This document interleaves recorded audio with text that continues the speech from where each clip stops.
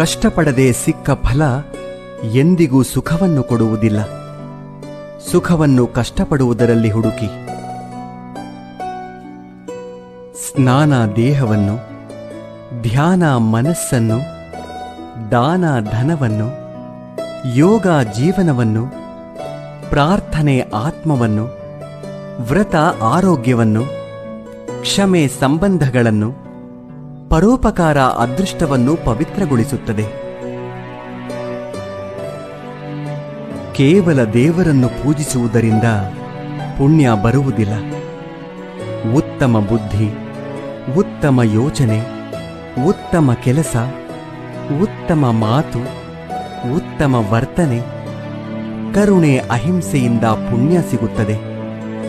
ಮುಂಬರುವ ಜನ್ಮಕ್ಕೆ ಈ ಜನ್ಮವೇ ಬುನಾದಿಯಾಗಿರುವುದು ನಿಜ.